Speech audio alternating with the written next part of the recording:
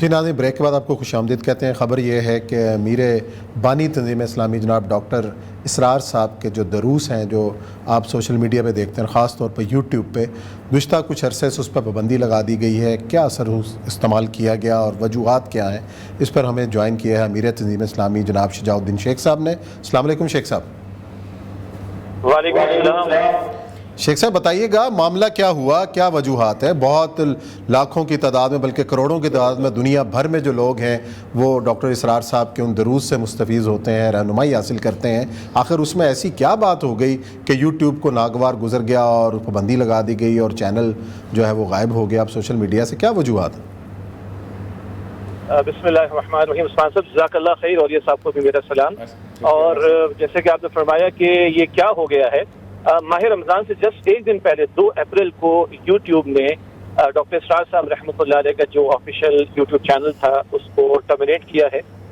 2.9+ million جو ہے وہ اس پہ آپ سمجھے کہ سبسکرائبرز تھے، اور ملینز کے ساتھ بلکہ کروڑوں کے اعتبار سے ویوز وہاں پر موجود تھے۔ اور میں سمجھتا ہوں کہ 1/3 مسلم پاپولیشن اردو سمجھتی ہے، اور دنیا میں اردو بولنے سمجھنے والے، بلکہ ہندی بولنے سمجھنے والے، بنگلہ بولنے والے سمجھنے والے کوئی نہیں ہوگا جو ڈاکٹر اسرار صاحب کو نہ جانتا ہو۔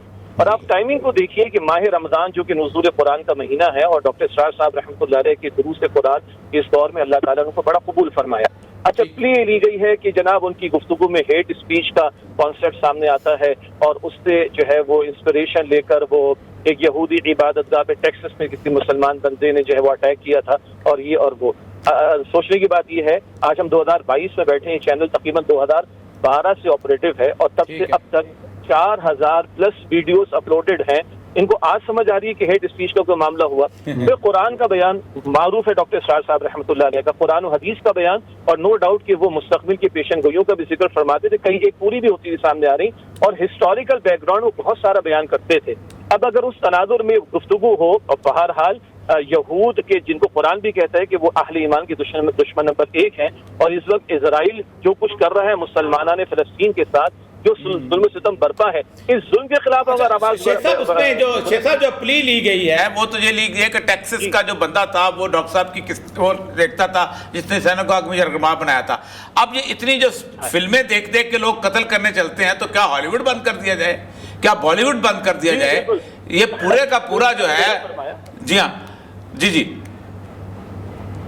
میں اس کروں، بالکل آپ نے بجا فرمایا۔ ناروے کے اندر ایک عیسائی نے کلنگ کی ہے، تو کیا آپ عیسائیوں کو مورد الزام ٹھہرا دیں گے؟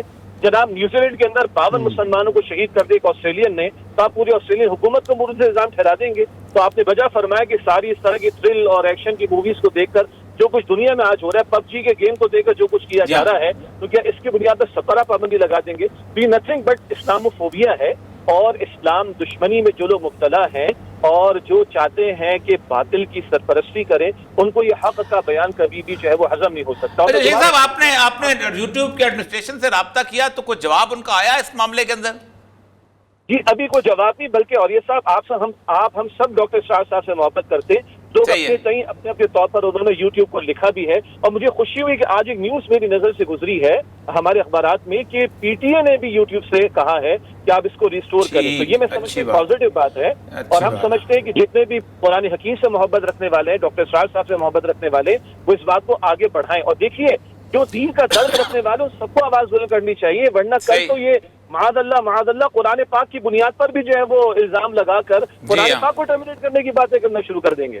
ٹھیک ہے بات ہے، پھر تو قاری عبدالباسط کی ہم تلاوت بھی نہیں سن سکیں گے کسی طور پہ، ظاہر بات ہے عربی لوگ سمجھتے ہیں وہ لوگ۔ جی بہت بہت شکریہ جی۔ اچھا یہ بڑا عجیب و غریب معاملہ ہے کہ پلی یہ لی گئی ہے کہ ٹیکسس میں ایک بندہ جو تھا جس نے یہودیوں کو یرغمال بنایا تھا، وہ متاثر تھا، نہیں ڈاکٹر صاحب کی ویڈیو سنتا تھا۔ اب ویڈیو تو میں اپنے مخالف کی بھی سنتا ہوں، اگر میں کہوں گا جی میں جناب جو مخالفین کی ساری ویڈیو، میں یہودیوں کی ویڈیو سنتا تو میں یہودی ہو جاتا ہوں، یا یہودی ربائی کو میں سنتا ہوں تو میں اس کو تو یہ ایسی پلی ہے، لیکن بنیادی طور پر کمیونٹی گائیڈ لائن کا ایک تصور بنا دیا گیا ہے کہ جس کی وجہ سے مسئلہ۔ ایک اور میں آپ کو بتاؤں کہ ظاہر ہے آج انڈیا میں بھی اسی ہیٹ کی صورتحال جو ہے وہ چلی نا۔ راجستھان میں کیا ہوا؟ راجستھان 40 مسلمانوں کے گھر جلا دیے گئے ہیں۔ اصل میں بیسیکلی وہاں پر ایک تصور جو ہے یہ 1925 میں ہوا تھا، انگریز ایک قانون بنا گیا تھا پیسفل کو ایگزسٹنس کے لیے۔ کہ تم ان کی مسجد کے سامنے سے نفیریاں نہیں بجاؤ گے اور جب ان کا بھجن ہو رہا ہوگا کہ تم اذان اس قسم کی اس طرح نہیں کرو گے. ایک پیسفل کو. لیکن 1925 میں جب پہلا RSS بنی ہے تو انہوں نے سب سے پہلے ناگپور کے اندر ایک مسجد کے سامنے نفیریاں بجائی تھیں اور باقاعدہ فساد ہوئے تھے.